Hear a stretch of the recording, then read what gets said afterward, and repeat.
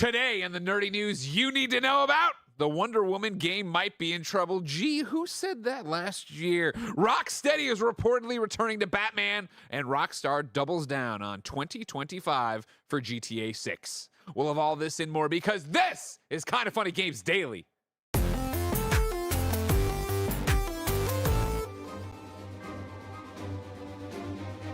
Why this is Double happening. Double intros. What's up, everybody? Welcome to Kind of Funny Games Daily for Friday, February 7th, 2025. I'm one of your hosts, Greg Miller, alongside Forbes 30 Under 30, a.k.a. New York Game Awards nominated, a.k.a. Magic the Gathering Poppy Blessing Adeoye Jr. You know what sucks about the intro is that we're almost there of, if it was a DC kind of like mashup there, it would have fit perfectly for the theme of the show. This is a DC news show. Oh, yeah. You're right. DC Yeah. Well, just hold on.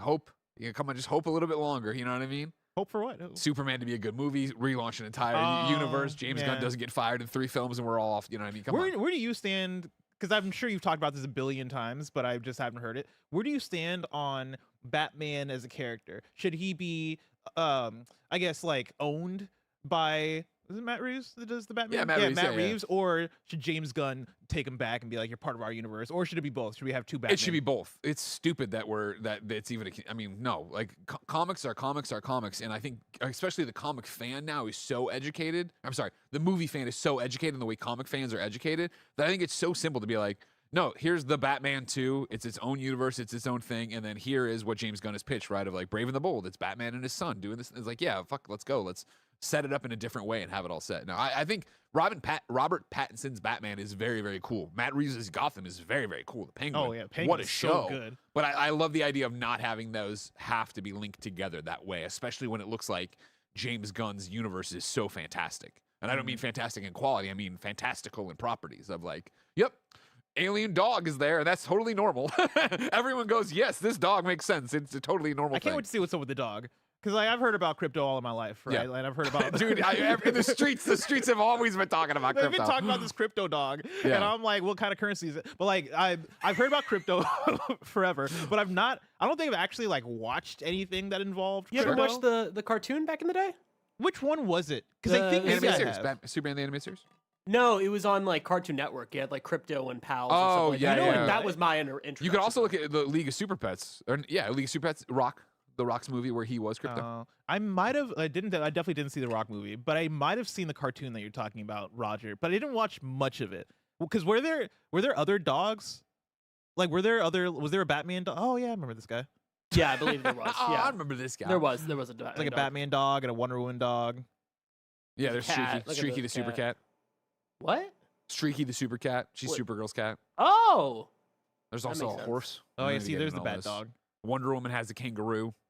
Wonder Woman has a kangaroo. They just rain out animals? Yeah, pretty much. Batman's got Ace the Bat Hound. You know how it They is. can use a hamster to go I kangaroo. mean, kangaroo's cooler, right? Let's get the Australian but, like, vote. You know what I mean? Get These some are all Ghostbusters pets though, stuff. right? We went cat, dog, and She's from kangaroo. Themyscira. Come on, what is They the have kangaroos in Yeah, Themyscira? probably. I don't know. Domesticated? Dude, I've always been saying it since college. If you could domesticate a koala and shrink them down, you got a fucking winner. But don't they have like Yes, they have diseases? chlamydia. Jesus, who cares? Don't fuck it. I care. That should be the thing. That should be the thing, right? Why not let all these mini domesticated koalas out? And then if anybody who buys them goes, like, yeah, I got chlamydia, like, yo, go to jail. We figured it out. This is it. No, that's not how it works. You can't just send people with a disease to jail because Well, they might not have got it from the koala. I'll tell you right now, this administration, I probably could. You probably could. Yeah, we got a new president now. We got a new president. Anything goes.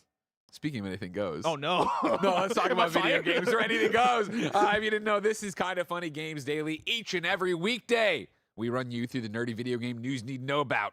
If you like that, of course, you should be watching live on twitch.tv/kindoffunnygames, youtube.com/kindoffunnygames, listening on podcast services around the globe.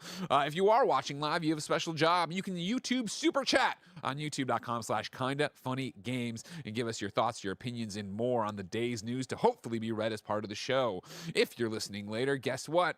We need your help. Like, subscribe, share, ring the bell, leave a Spotify review, do all that different stuff so we can find new Kind of Funny best friends. And hey, if you think we're doing a hell of a job, a great job, the best job anyone's ever done with the Daily Video Game Podcast when they're the #1 and #2 Daily Video Game Podcast, Why not pick up a Kind of Funny membership? $10 helps you support an 11-person small business, and it gets you all of our shows ad-free, the ability to watch the afternoon podcast live as you record it, and of course, your daily dose of me in a series I call Gregway, usually recorded from my car unless there's an atmospheric river. Well, why would the atmospheric river stop you? I talk about it in today's Gregway a bit, where it's just like, I already know the law probably frowns upon filming a vlog in your car while you're driving, right? Fair. You can look through the archives of Gregways. I don't ever look at the camera. Literally, I only start it and stop it at a red light or a stop sign or whatever, right? Mhm. You'll have to be a witness in court for this. Just say you watched them all. Sure. Just lie under oath. It's fine. I got you. But I feel like when it's an atmospheric river, it's 70 miles an hour and the rain's coming in sideways, even though I think I could record a podcast in that weather. Better be safe. Probably best that if that was the time I got in the accident. Like, what were you? Somebody was asking about Oreo, the Post Malone Oreos. Like, what were you doing in your car? Well, I was driving, but I was also recording a vlog and eating an Oreo. It's like, you know what I mean? Yeah, Dude, no, that's a fair. bridge too far. A bridge too far. I just imagine you rear-ending that in front of you, getting out of the car. It's like, oh my bad, I got fucking Post Malone Oreo. Fucking crunch. It's a good cookie though. It was a good cookie. Roger, are you seeing complaints that we're a bit quiet? See, yeah, Kevin said swear that he fixed that. Okay, I saw something with GAMESCAST too. Somebody said that from yesterday as well. Yeah, I could just try to boost you guys manually and figure that out. Is this better for you? Live chat, we want to be fine. Cyborg TV says it's fine. It's not quiet. All right, it was just one guy being a complainer. Anyways, back to it then. Let's talk about housekeeping. Love is in the air, and so is pasta. We're partnering with Tony and the good folks at Mill Valley Pasta Company to launch Portellini, a dachshund-shaped pasta made especially for us and named after our favorite furry friend. Grab a box or the bundle, which includes a packet of their homemade mac and cheese mix. It's real good, trust us. We've also got matching merch pieces from Campfire Design, throwback Porty designs, and we've launched over the last 10 years, and the last few copies of Greg's book, Portillo the Wiener Dog Thinks He's a Manatee. That's right. If you go to kindoffunny.com/store right now, you can be linked over to buy. No, please keep it up. You can be over there to link and get to both our stuff, the t-shirt, the shirts. I'm wearing the very nice sweatshirt here. Roger wearing the hat over there. There's a t-shirt as well. But most importantly, Tony, Mill Valley Pasta, who has seen me at many farmers market, call Andy, made a Portillo-shaped dachshund pasta. So you can go and order that, ship it anywhere right now. Portellini. I think it's funny. We call it Portellini on the document. They call it Portelloni on the site. I don't know where we are anymore. But it's a Portillo pasta. Because technically this isn't tortellini, right? So I feel like No, Portellini would be kind of making it up. misleading. You're just making it up. Click through. Go check it out on his page. What's he calling it? He's calling it Portelloni. Yeah, we just Joey just The changed it here. Portelloni feels a bit Well, it's because more- it's got all of Portillo in it. You know what I mean? If you go to Portellini, you drop the you add another I. It's a little. This is more on the nose, Portelloni, which we're just gonna say and like it. But it's an adorable. on the box it dachshund says Portelloni in cursive. I'm Yeah. team Portelloni. Yeah, well, I mean, that's it. That's on the box. It's got the thing. But yeah, thank you so much, of course, Mill Valley Pasta for doing this collaboration with us. A very nice gesture on Tony's part. So you can get your own Portillo pasta and eat him up and wear the merch and do all the different stuff. It's very good too, by the way. Oh I my made God, it Mill Valley myself. It's Pasta is so good. fantastic. Yeah. Yeah. Mac and cheese kit, incredible. Yeah, and I appreciate that even in the description here, he takes a dig at Andy. But very bottom there, parentheses. Congrats to even Andy, who's supposedly never had mac and cheese. What the fuck, man? Who does that? That's awesome. It's a fun description. Thank you, Tony, for being a great person. I've only cried about it 3 times so far today, so I'm doing quite Today? well. Wow. Yeah. Good for you. Of course, like I said, we're an 11-person business all about live talk shows. If you are after Games Daily, you're going to get the Kind of Funny GamesCast. It's my interview with Ted Price. This was pre-recorded, so I can already tell you, yes, I don't even need to bring it up. He brings up Resistance 4. So you will hear Ted Price, the outgoing CEO, retiring after 30-some years at Insomniac, the founder of Insomniac Games, talk about the one and only Resistance 4 and a whole bunch of other stuff. Really good stuff. I like how you're the first stop after people retire from PlayStation. Well, he's not even out the door yet. Did I tell you a story? Oh, you did. So you did tell me. Right. I was like, oh man, I should hit up Ted to do this. And I was like, I don't have his personal email, so I had to go through the Dice people because he's going in the Dice Hall of Fame. And then I was talking to him and back and forth. And finally he's like, yeah, we should do it these days. I'm going to be off of work. And I was like, oh, aren't you? Oh no. I emailed him back. I'm like, do not say anything to PlayStation. Let me hit them up. They get really mad when I talk to you before I talk to them. So spoilers. Christina PlayStation. I accidentally talked to him ahead of time, but it all worked out. The stream, of course, after that is going to be Bless and Mike make a magic deck. What's this all about? Man, I'll say it here. I'll say here because there's an announcement that's attached to it that I'll just say on KFGD for those listening. Me and Mike, we're going to MagicCon in Chicago. We're flying to Chicago. We're going to MagicCon. We're gonna have a good time. We're trying to plan a meetup. Details are tentative on that and like where we're gonna be and what time and all that stuff. But because of that, I am making Mike a Magic deck that he can bring to MagicCon. Oh, that's an awesome idea. I Yeah. did not know that was the bit. Yep. That's really, really smart. I Yep. appreciate that. Hell yeah, going back to Chicago. Yeah. What a year for Chicago. Oh, of course. You're going in February. What you're going in February. 2 months later, I'm there. Kindoffunny.com/Chicago to do my one-man live show at Benedictine University. Everyone's Nice. welcome. When Come is get a that ticket. That is, I was opening because I knew you were gonna ask me. Mm. Thursday, April 10th. A big year for Chicago. Big year, a big 2 months. You know what I mean? Look at that, back Yeah. to back. As I said before, both for Blessing and for me. Remember, we don't come to Chicago often, No. and we all know that Midwest people like to drive. So this is us sounding the klaxons. If you are in the Midwest, go to MagicCon when they figure out this meet and greet thing, or come see me Thursday, April 10th. Kindoffunny.com/Chicago for a show I've now re-entitled Late Night with Greg Miller. Oh, I like that. I'm gonna have the desk. I'm gonna have the couch. I'm gonna have some very special guests come through. I like that. And I'm doing Q&A with all y'all. Don't worry. What's the weather been like currently in Illinois? I'm sure Let me know in terrible. chat. Oh my god. Yeah, is it snowy or is it just real cold? Let me know. Okay.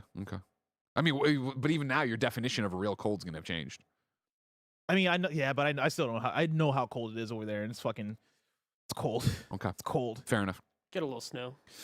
If you're a Kind of Funny member, you'll be able to get my Gregway momentarily. Cool Greg's working on it. Thank you to our Patreon producers, Delaney Twining, Karl Jacobs, OmegaBuster, and Karin Lindner. And I will point out...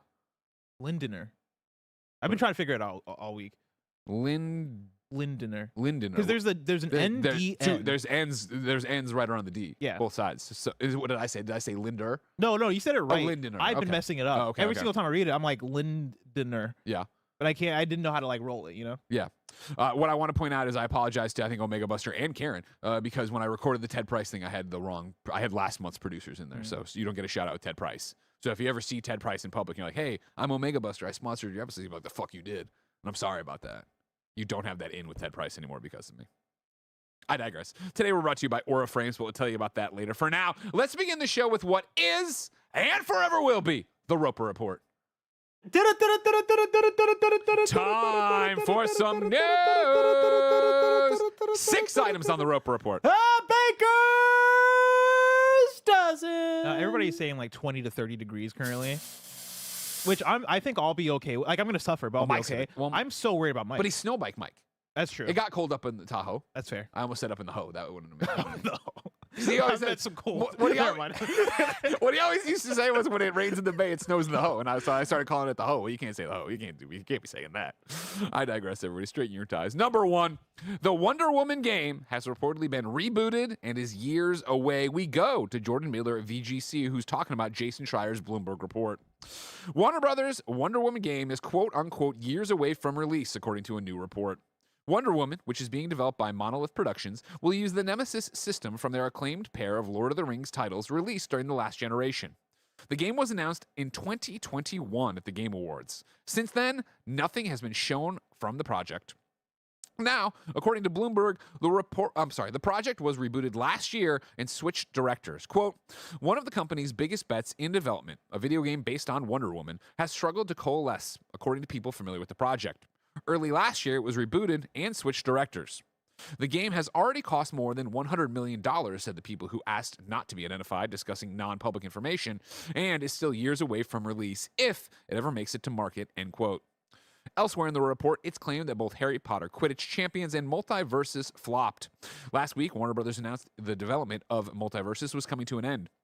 Warner Brothers' game division has faced several issues in recent years with high-profile failures despite banking on Warner Brothers' biggest franchises. Quote, according to interviews with 24 current and former Warner Brothers employees, a lack of strong, cohesive vision during Haddad's reign, a tumultuous period in which Warner Brothers struggled through multiple reorganizations, led to years of ineffectual trend-chasing and wasted development time, reads the report. Along the way, once revered studios under the Warner Brothers umbrella have taken reputational hits, lost key staff members, and burned through hundreds of millions of dollars, end quote. It's also claimed that Rocksteady Studios is working on a single-player Batman game. Which we'll get to in a second, because that is story number 2. Oh! But before we get to story number 2, Greg, as I was putting together today's show, Yeah. right, I pulled this article from VGC, of course, referencing Jason Schreier's report at Bloomberg. But so I can have the context around it, I went and I read the Bloomberg article, which is very long, which is why I defaulted to VGC. Schreier killing it over there, of course. Round of applause for Jason Schreier, friend of the show.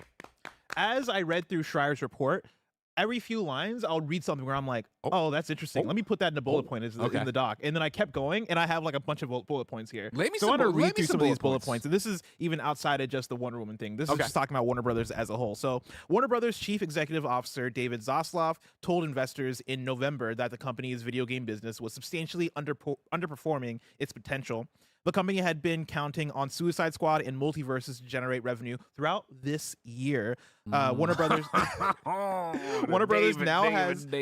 now has little to release in the stretch ahead beyond a refreshed version of the 2023 hit Hogwarts Legacy, a Lego title, and a few mobile games. So again, I'm going to pause there and say, keep note, right? This year you don't have much releasing because last year multiverses and Suicide Squad were supposed to hold down the flag and have that ongoing revenue. Yep. You don't have those because guess what? Those failed. Continuing on the bullet points, David Haddad, head of the gaming division, was described by colleagues as a polished executive who does not appear to spend much time playing video games himself, something subordinates occasionally found challenging as they tried to talk through the nuances of product decisions. After Shadows of War, Monolith began working on a brand new franchise that would experiment with procedural storytelling. But executives at Warner Brothers weren't particularly interested in creating new characters and universes from scratch. The game plodded along for more than 3 years in something of a standoff, where executives at Warner Brothers appeared to know it wasn't going to happen, but did not take decisive action. In 2021, Warner Brothers finally canceled it. The head of Monolith, Kevin Stevens, and most of his directors quit and started a new studio with rival EA. The remaining staff soon pivoted to a game based on the Wonder Woman comic books. Talking about WB Montreal, they tried to get a new project off the ground after Gotham Knights. First, they pitched a game based on Constantine. Haddad's team initially said they were excited about the idea, but when asked for budget and timeline approvals, they remained non-committal, according to the people familiar with the plans. After months of waffling, president of production, Ben Bell, suggested that they should work instead on a game starring a more recognizable character, like the Joker or the Flash. They went with Flash. But in 2023, Warner Brothers released Flash, which bombed at the box office. The video game has since been scrapped. Over the past 2 years, most of Montreal's leadership have resigned. Now, the Montreal studio is helping out with other projects, such as Wonder Woman, while working on a new pitch for a game based on Game of Thrones. And the last bullet point I have here is about Avalanche. Avalanche is now working on new content for Hogwarts Legacy, as well as a sequel. But questions linger about whether the success of the first game can be replicated, let alone surpassed, or if the pent-up demand has already been satiated. I think part of that also comes from the Hogwarts Quidditch game that came out last fall. That seemingly flopped for them as well. So I think coming off of that, they're like, ooh, is the Harry Potter IP by itself like enough to drive all these sales like we did Hogwarts Legacy, or did we satiate them with Hogwarts Legacy 1 is kind of the idea there. Yeah. A lot there. A lot there, bless. Where do you want to start? The one shot to me. Can I get the one shot, Roger? Sorry. It's okay. No, you're filling it. Roger, I'll dare you. You're doing great. This is a message to James Gunn. James Gunn, it's me, Greg Miller. We know each other. I DM you annoying things once in a while. You sometimes heart them. I will pay my own way to come down to LA and we will do a lunch and I will explain everything you're doing wrong with the video game division. Not you, but DC/Warner Brothers. We got to start future proofing because the days of Warner Brothers doing this stuff with video games is numbered. So we need to talk about what's going to be next and how we're going to fix this and how we're going to partner with great studios and great things. It doesn't need to be in-house. It doesn't need to be this. We're going to keep the executives out of there. We're going to stop making multi-bajillion-dollar, million-dollar games and make smaller experiences that get out quicker, like comic books, where people can get them and enjoy them and learn about new heroes, and they don't need to invest $70 into a bloated thing where they're just going to run around trying to be a super but not feel like a super, and that you won't even see it. And they were definitely not doing live service unless it's the right thing, but we won't be doing that. That's not going to happen. There's a lot of things, James, we got to talk about the video game business, because whether you like it or not, this is going to come back to you unless some stupid executive gets in your way and gets rid of you too. Like, I don't know what's happening. I don't know what's happening at Warner Brothers, but as long as I've been alive, they have been fumbling the bag, as the kids say, and we need to stop it. James, you and I need to grab the bag and stop it from being fumbled left and fucking right. This is DC goddamn comics, all right? You have the most iconic superheroes in the world, Batman and Superman, right?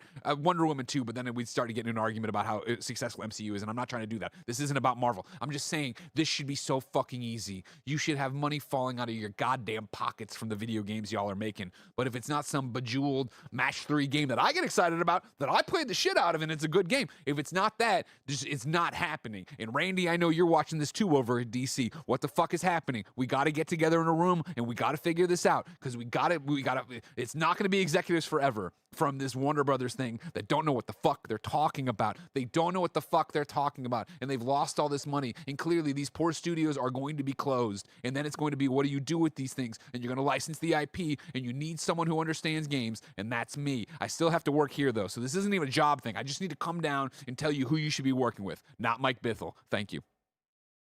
I feel like Mike Bithell would be such a slam dunk, though. I just like to take it. I just want to. I would take a dig at Bithell. Yeah, I'm Freaking- gonna get freaking Bithell Mike a game. Bithell, I'm gonna get freaking Bithell a Roger. game there too. Don't worry about that. What a heartbreaking scenario. So sad for all. I mean, like us as fans, sure. Me as a fan who just would, love any DC game he could get his hands on. But more importantly, just these developers.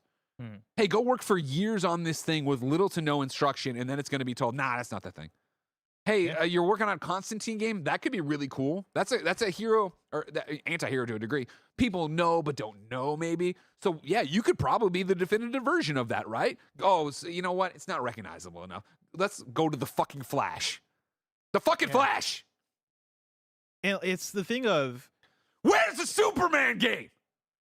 Make another Batman game where you're Batman at the very least. I am surprised you go with Flash over Superman, because both of those, I don't know how you make either of those games like as an action game. Yeah. Assuming that that's what they were going to do, right? Like I would be fascinated on, all right, who, like, obviously they wanted to go Flash for the recognition of it, but did you have a vision for Flash? Did you know what you're going to do with that? Was that going to be like an action adventure game or an open world action game? Like, what was that genre of video game you're going to make? Yeah. And, like, I want to see it in action, because that just sounds so difficult in the way that a Superman game sounds difficult from the overpowered aspect of it. If you're going to go with the genre that you assume that they would with it. You've heard my Superman pitch before. Yeah. Kind of Funny podcast. You can see it. It's not very inventive. I'm sure people could do creative. More importantly, I've always said that because people say it's impossible to make a Superman game because he's so strong, it should be a Telltale-like game.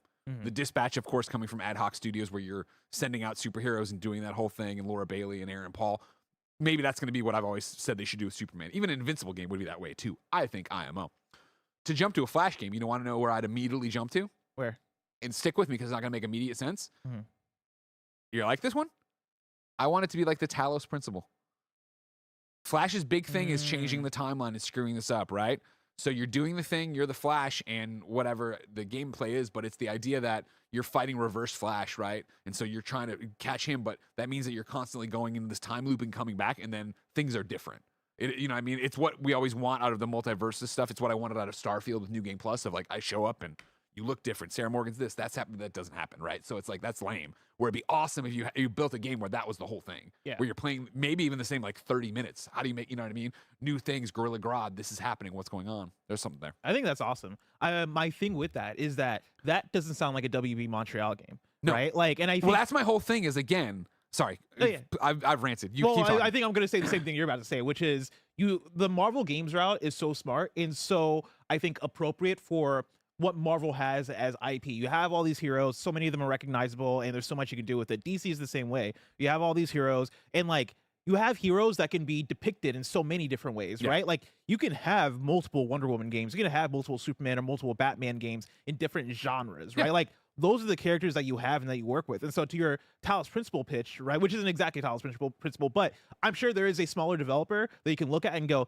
hey, would you like to make a Flash thing? And like, they can, at the very least, get something out the door that's going to make more money than something that's canceled. Yeah. And I think that's the problem here is you look through these different projects that these studios are working on, right? And you get, all right, the Wonder Woman game was rebooted. Okay, Suicide Squad was a huge flop. Okay, this game didn't come out. Okay, you worked on this thing for 3 years. That was an original project from Monolith. Oh, guess what? WB didn't want it to come out because it wasn't based off an already existing IP that they viewed as getting them more money. So when you have these failures and you have these canceled projects, you are working with little to no money coming because those successes that you can get on a small scale that can hopefully build up into something bigger for you, Let me bring this in because this is a way better example. Because I'm saying Talos Principle for the time loop only, not necessarily the gameplay, which is more puzzling and talky, right? Yeah. Calvin Perez says Returnal, but it's Flash. Happy Friday. Exactly, Calvin. A way better reference of what I'm trying to drive to, right? Like that's the way to go. And to your point, again, I think this speaks to the bullet point you have here right at the top, or one of the, David Haddad, right? Or Hadid, I think it was, the head of the game division was described as a polished executive who does not spend time playing games himself, right? This is the fucking problem. Yes, video games are business. We're all well aware. But the problem we're all facing, and honestly, the reckoning we're all facing right now, are the fucking suits who are just trying to make money. Fortnite makes money. Make me a Fortnite. That's what they're saying, right? Rather than, why don't we just hold an open call, rebrand as DC Games, put someone at the head of it, and say, hey, we want your pitches for awesome games, developers of all sizes. And yes, you can have Monolith working on a gigantic open world Wonder Woman or Superman or whatever game, and then also have 2 or 3 smaller developers making smaller Wonder Woman, Superman games that are like, they mean like a Wonder Woman 2D Metroidvania, while Monolith is making the big AAA thing. How many times do we have to sit here and scream about? And mainly it's me, but the chat gets behind me every time. We want another Ultimate Alliance from Marvel, right? Like, where is that? Back in the day, there was Justice League Heroes, a blatant ripoff of Ultimate Alliance, right? That was good enough. Fill the gap right now and put that out. Have somebody make a game like that, but better, obviously. You know what I mean? Like, there's all these devs and all these genres and all this IP that, to your point, you're not going to get the Fortnite return on the games I'm pitching you, but wouldn't you like some money rather than no money? Well, shouldn't we be turning this quicker and being going? But again, it's people wanting to see the stock price go way, way, way up. And what's happened is it's gone way, way, way down, and they're going to fucking sell all this shit off. And they're going to end up, mark my words, they're going to end up getting out of the video game development business. Warner Brothers or whoever ends up with the DC IP is going to go and license these out to developers just like I'm talking about. Now, will the person doing that be as good as Bill Roseman, who's like actually so dialed into Marvel games and knows everything about Marvel and wants that? That's the problem. That's who you need at the head. Yeah, I would hope so, right? Because then you, if not, I think you get the opposite side of the spectrum of like how Nickelodeon games, they just be giving games out to whoever who wants to make a Nickelodeon All-Star Brawl, even though I do like Nickelodeon All-Star Brawl. And that's the thing. Sometimes you get the ones that work, right? And sometimes you get the ones that work, but a lot of times you don't. And like you've seen those IP holders that like have all this IP and don't really know what to do with it. WB, because they've already been in the video game business, I would hope, fingers crossed, that there's somebody there with the vision. But hearing about, David Haddad, who is described as somebody who does not play video games, it's tough to kind of like get these ideas across of like what we're doing here on the video game side and on the development side, and like, you know, what would work, what doesn't work. Like, I then worry about, can you get somebody in the door that can spear that up? And it sucks because it feels like WB hasn't reached this point of, oh man, we're done as far as the video game side until recently-ish. I'll say in the last like 5 years, For right? sure. Well, you go back a decade ago, and it's to make it relevant, right? It's the Batman quote of, you either die a hero or you live long enough to see yourself become a villain. Yeah. A decade ago, we're talking about Injustice. We're talking about Shadow of Mordor. The We're talking Arkham about the series. Batman Arkham games. Yeah. Like, Again, that if was you're- such a like high point for WB games. I know how hard it is and how many games come out and blah, blah. You lose sight of history pretty quickly. But you have to remember that when Arkham Asylum came out, it was literally, it floored us. A good, not only a good Batman game, but a like great, amazing, incredible video game. Like, this was the point where every superhero game that came out was licensed in pretty much garbage, or it was good for what it was doing, what it was, blah, blah. You know what I mean? It wasn't like, I fucking reviewed so many goddamn Iron Man and Spider-Man tie-ins that were just trash. And I'm not taking away from Neversoft and this and that, but like, those were few and far between. You usually expected, especially from DC, the game to come out and be like, it's going to be whatever it's going to be. But Batman playing that, like, I remember, I will never forget getting I almost said code, but the disc, because I was that old, right, for Arkham Asylum. And Jim Riley, the IGN news hound, who hung out with me all the time, coming over to watch me start it. And because it wasn't, we put it in, and there was like screen tearing in the beginning, and we both looked at each other like, is this about to be dog shit? Because we had done a preview that was like impressive, but weird. Like, you know what I mean? The preview was like, all right, cool.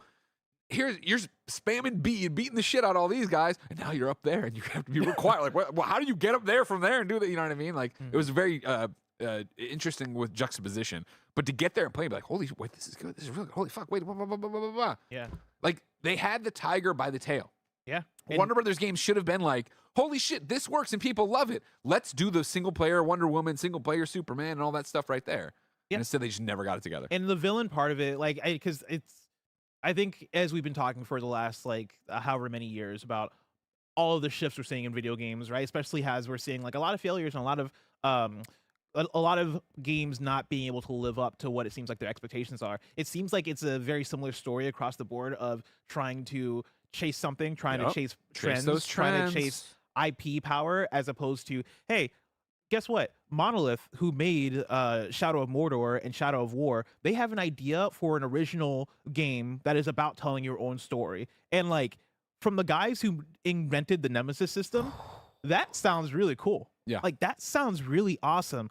No, it's not IP though. Like, we got to give you some kind of superhero. Hey, do something with Wonder Woman. And like, not to insult Wonder Woman, right? But like, why can't they just make something original, especially if it sounds that good? Like, to your point of a good licensed game versus just a very great video game. Shadow of Mordor was a very great video game with one of the coolest systems of last generation. Yeah. That system should be able to shine in its full potential. And I don't think that is in a superhero game, right? Like, I think that did, I mean, obviously that was great for Shadow of Mordor. I think that would have been great for Wonder Woman. But in an original game that revolves around a system like that, like, I think that could have been something truly special. You're That's not going immediately to get to trying to see the light of day. shoehorn in the Nemesis system to Wonder Woman's lore. Yes. That's the big issue, right? It's like, okay, cool. Well, how do we do this? So Themyscira, and I forget what the leaks and rumors were, but Themyscira, it took place on Themyscira and it took place in America, was it? I forget. But, in the real world, maybe I'm wrong about that. But obviously the idea is you have invaders and they're going to be like orcs, right? So it's got to be this. So you're trying, it makes sense, but it's also then you run into the problem of, okay, but, and this is, as a DC super fan, a problem I think with Wonder Woman to the general public. If I sat down, we did the kind of feudy thing, which is wholly original, and we surveyed 1,500 people on the street about Wonder Woman, right? I bet if I held up a photo of Wonder Woman, everybody could be, oh, it's Wonder Woman, it's Wonder Woman. How many of those people? And I'm like, all right, now, and who's our iconic villain?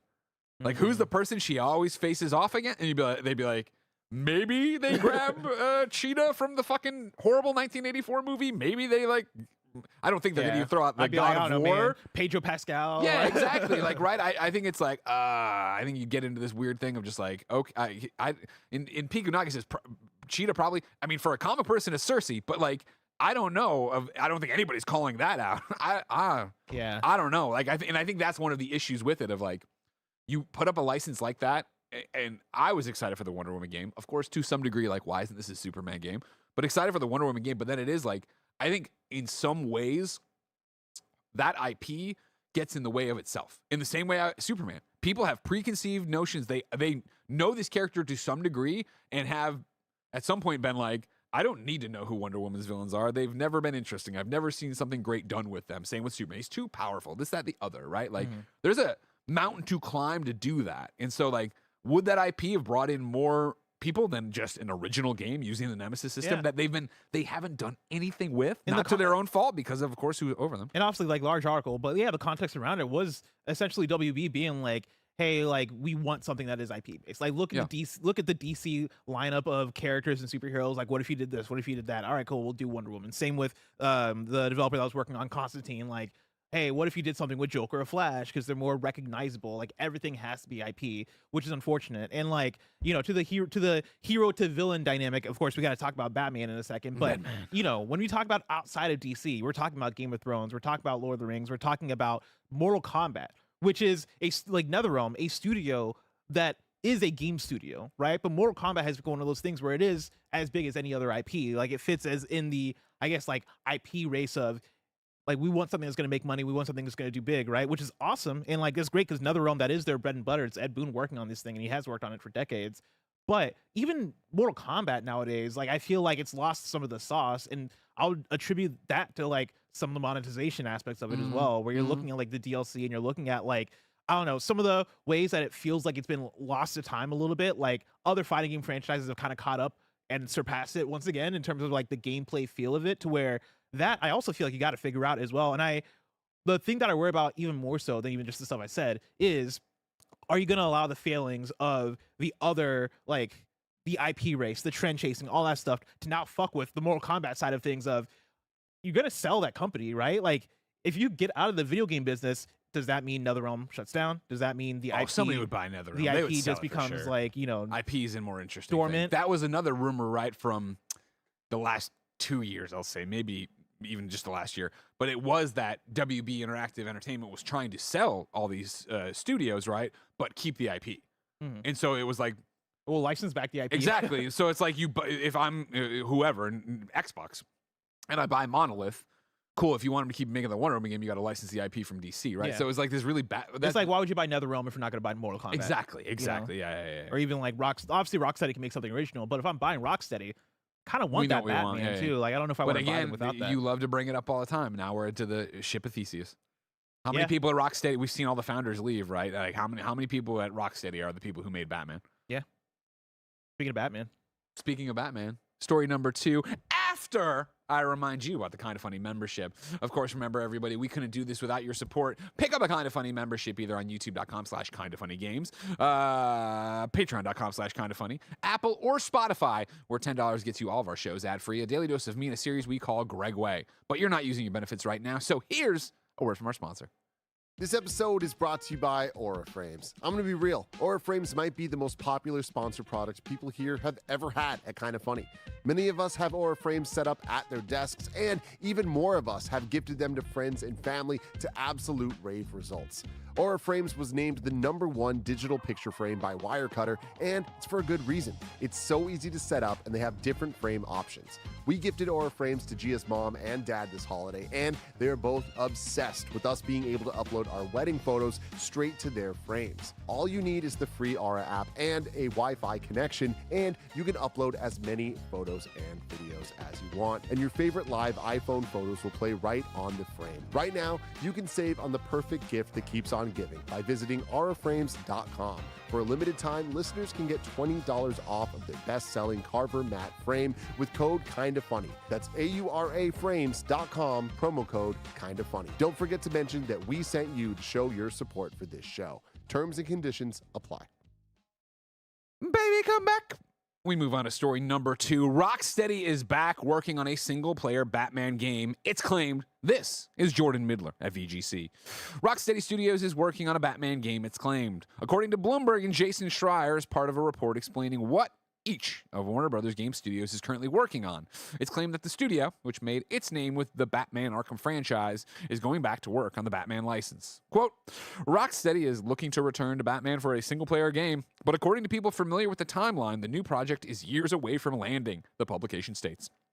Rocksteady Studios' last game, Suicide Squad: Kill the Justice League, was a commercial and critical failure. Rocksteady Studios suffered layoffs earlier this year, marking the second time in recent months the company has undergone job losses. it sucks to like read the sentence that should be very good news of Rocksteady is looking to return to Batman for a single player game. Yeah, but then I have the thing of, will they get there? Dude, this whole entire thing strikes me as any sci-fi movie you watch where you're in space and you need help and you call for it and like, all right, cool, they'll be there in 56 years. Yeah, You're like, yeah, exactly. We probably won't be, right? Like, I feel like that's the thing here where you gotta go and you gotta try and you gotta do this, but I feel like you are watching right now WB Interactive bail water out of the boat. Yeah. And I think it's only a matter of time before the ship sinks and they sell everybody off. They lay off more people. They just close certain studios and keep other studios. But it's like with that amount of things happening and like clearly from what we've seen to date, a lack of vision in terms of what they're trying to build to, it's starting to read like scrambling. And I think if you're trying to scramble to make a Rocksteady Batman game, yeah, you're 4 or 5 more years out from having that. Like that's not gonna to your comparison, right? Like I'm in space and I'm waiting 52 years for help, right? Like the thing you need in that moment is food and water to last you for the 52 years. And it seems like the food and water should be multiverses and Suicide Squad Kill the Justice League. Yeah. And guess what? Like that well is dry. Like there's no food in that. Like, you know, those things are canceled. I forget, Suicide Squad got its final update or about to get its final update? It did get its final update. It already got its final update. Has it gone online? Or is it gone offline? Is it going offline? I'm asking a lot of I don't questions. think it's going offline. Gotcha. No, So it's still here. I forget though. But yeah. Chat, I want to even say, I think, is it server based or was it peer to peer? I forget. I don't know. So, I'm about to change the topic, but before I do that, chat will still tell me eventually. well, I was gonna change the topic to something a bit of a different conversation, but to keep it on here for a second, say we get to the place where this Batman Arkham game actually does get to Getting release. an offline mode, and it is going to go offline. Okay. Oh, okay. Yeah, there May you go. 30th. Thank you. What would you want out of a Rocksteady Batman game? Man, great question. Forget the Suicide Squad thing happened. If just ignore it. If in terms of the story. Do you know how that ended? Yeah, of course they were clones. So The superheroes. Batman showed back up and did the whole thing. Yeah. Which everybody's like, wait, but doesn't that mean Wonder Woman really died and somebody else really died? And they're like, we're closing it all off. It's Don't all worry about off. it. Don't worry about it. Don't And worry it was about told by it like literally wrapped up with like it was Harley doing a VO over like just an image of Batman like punching Brainiac. Oh my god. So it was as bad as you expect it was. It was bad as you expect. So we forget that happened. 100%. So what I would do is I would say that didn't happen. That happened in another universe, whatever, right? But I would pick up from the events of Arkham Knight and I would do Batman Beyond.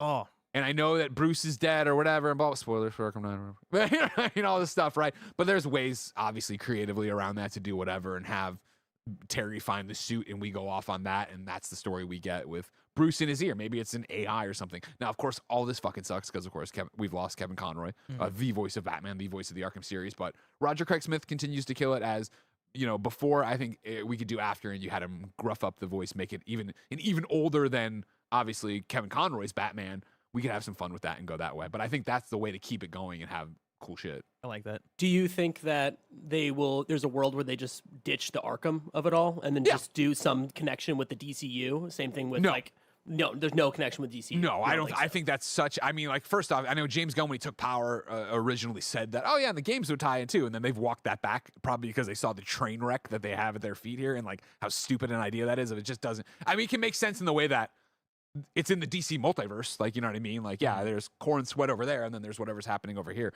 But I would not do that, and I think stepping away from that would make a lot of sense and could be super cool, right? I do think there's a room for hey, we're doing a Batman Year One game.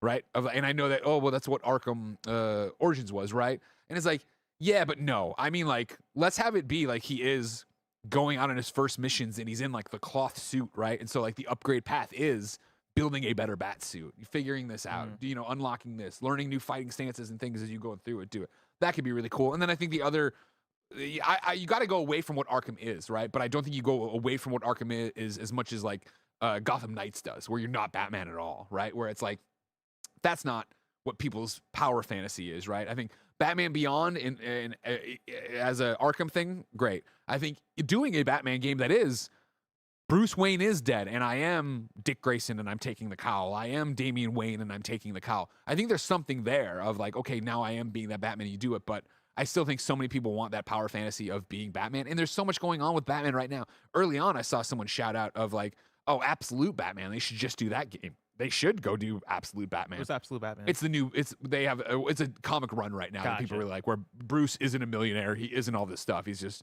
a fucking brick shithouse beating the shit out of people. Yeah. He's got this gigantic bat on his chest. Like it's awesome. So it's like, yeah, do that. Like there's so much you can do with Batman and still make it Bruce, but get away from Arkham and do all this. Yeah, man. I want what you're talking about. I think a Beyond game would be sick. Yeah. I then get into like the the WB executive IP brain of like, oh, you got to put Arkham in the title though. Like I feel like Arkham is so important to like the video game like lineage and for letting people know what it is. Of hey, guess what? It's back. The Batman you love, it's back. Well, I mean, you could do Arkham. Batman Beyond Arkham. That's true. Batman Arkham : Beyond or something like that. No, Batman Beyond Arkham. Yeah, like, you know what I mean? Like we're beyond. We are Arkham, but we're beyond. Yeah. I like that actually. There's some Batman Beyond Return to Arkham. Yeah, there's stuff to put in there. Yeah. But again, I think people just see Batman on the cover, they're gonna be stoked. Yeah, I think so too. You know what I mean? My question that was gonna be a bit like off the topic, but still on topic is about the industry as a whole. We talk about this a lot of like, you know, the financials and how things are going down and how like it seems like a lot of things aren't living up to expectation. Right now, it feels like WB Games isn't going to be around in this form in the next, I don't even know what timeline to put on it. Let's say 3-4 years. Yeah. I feel like we can say the same about like a lot of different publishers right now, right? Like I feel like Ubisoft is in that conversation. They will be in a very different place. Yeah. Like, I guess I don't even know if I'm posing this as a question, more just of a thought of what is all this going to look like in 2030? Like, do other publishers rise and replace Ubisoft or like does everything just get restructured in a way where the traditional publisher system as we know it right now, like with the I guess like numbers it feels like they have to hit and like owning all these studios and all this, like does that go away? Like what is, this might be a question for a whole other GAMESCAST, but like how does all of this, I guess, find a solution? Yeah, that's a GAMESCAST topic unto itself, I do believe. Yeah, where I have lots to say about it. I want to scroll ahead because I do have confirmation. Oh, yes, this. Make me log back into Google, you sons of bitches. You know what I mean? I can confirm, everybody. Soft confirm. You know how things move around here all the time. But we are planning right now on Thursday, February 20th, is the gaming industry doomed with Matt Piscatella from Circana. He's going to call in and we're going to do a podcast with him to talk about this very topic. Right now, my nutshell pitch for you on this is that even though you don't know it, you live in the Matrix, where the cycle just repeats over and over again, and it's back to the die hero, be a villain.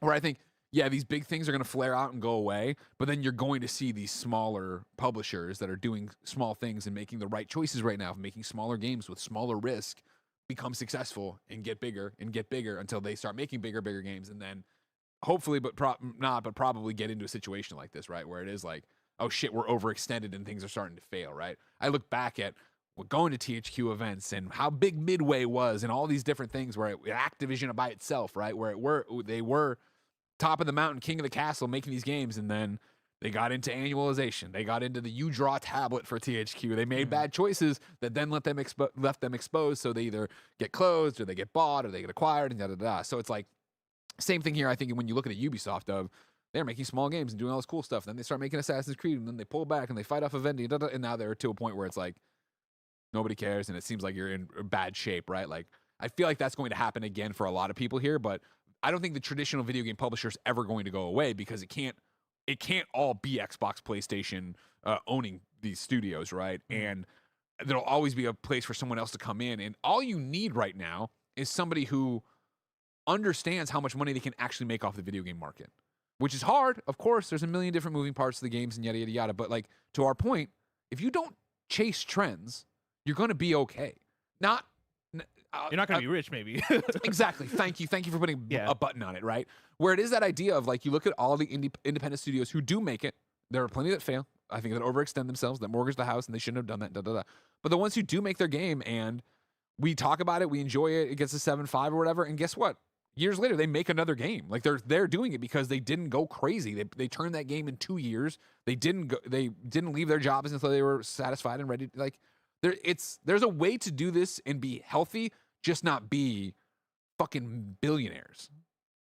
I don't know. We'll see what maybe Matt will say it's all wrong and we're fucked. I'm sad because that Matt episode is happening, I believe, while me and Mike are in Chicago. Yeah. I will write down questions for you to ask him. I won't read them. You better. Okay, fine, fair enough. Right now, a couple of super chats I'd like to get in. We are long. This has been a great conversation. Del Walker, of course. Oh, we know, friend of the show, video game developer, says asking Monolith to make a new IP is brave. What single player new IP game has sold well in the last decade that isn't from Sony? Before even I start... You fucked me up because I was going to say Returnal. Before I even dive into the thing, again, I think this just goes back to, and this is the broken math of WB of, okay, make a smaller game, turn a faster game, make a Nemesis game that isn't 40 hours long, make one that is 10 hours long and telling a great story. And I know that all sounds quote unquote easy. I get it. And again, that doesn't work for WB. And the more money they sink into these failed projects that they then cancel, the more they look at the next game as like, this game has to fucking hit. This game has to be big. So yeah, pick an IP. I picked Wonder Woman. Okay, let's go. I'm sure the Wonder Woman movies will be great. Yeah. Those will go on forever.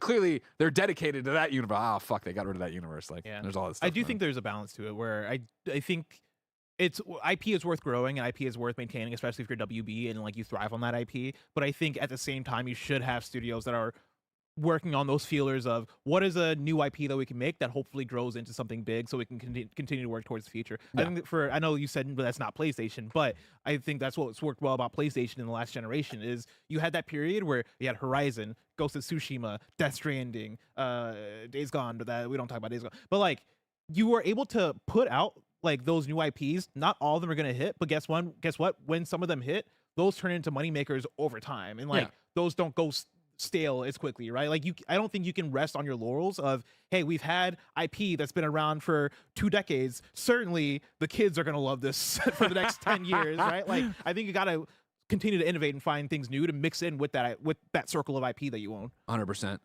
Deshaun says a Hades-style Wonder Woman game would have been incredible.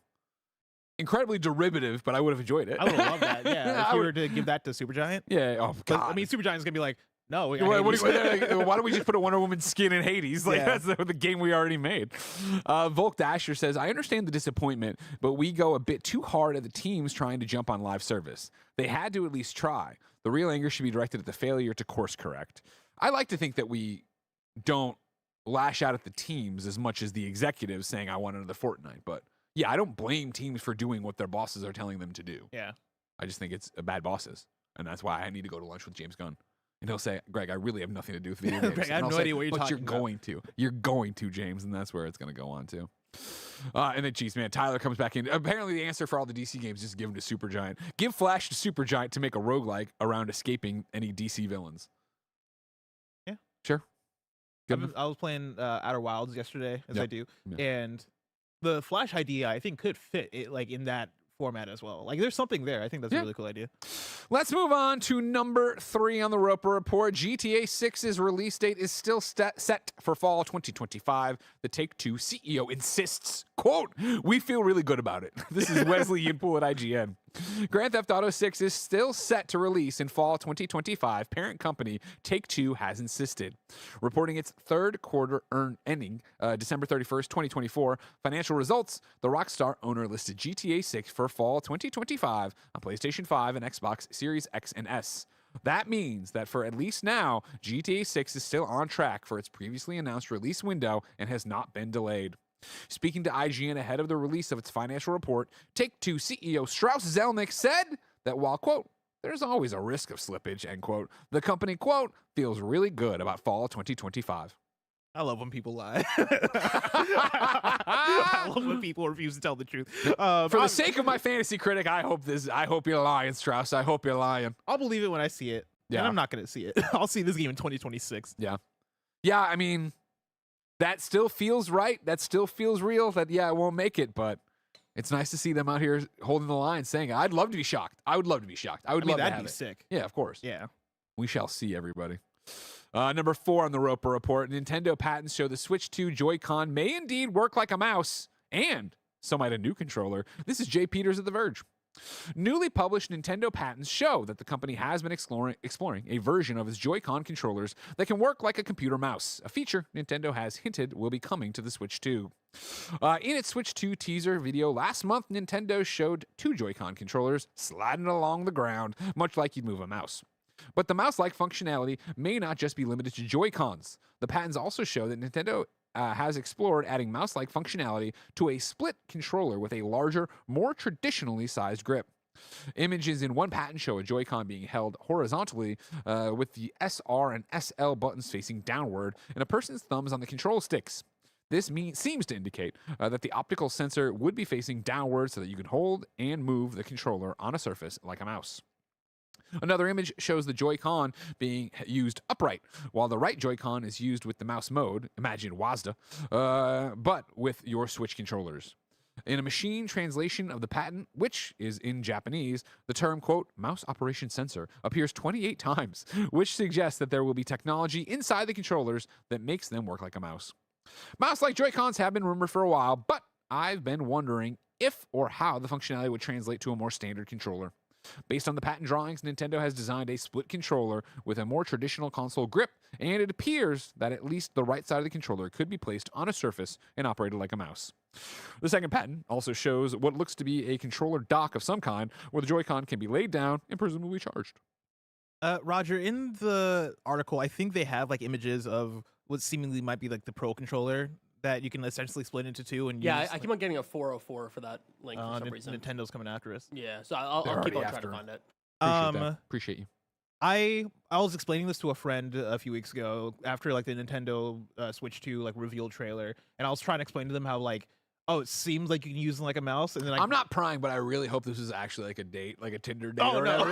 Like, some person you're like, no, but they're just like, I mean, I would do that, but no, in this case, it was actually a friend. And I grabbed I was like, give me your Switch controller, right? And I started showing them about how it would work. And as I was doing it, I was like, it kind of feels nice. Like, I actually don't mind it looks, this. it does look normal. It does felt look kind of, normal. it felt comfortable. Yeah. And now it's not gonna be comfortable for everybody.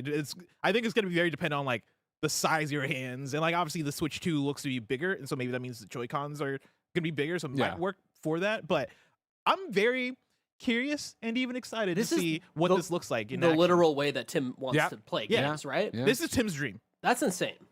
He's gonna be the best Mario player of all time. Clicking shrooms and Yuck, point and click Mario.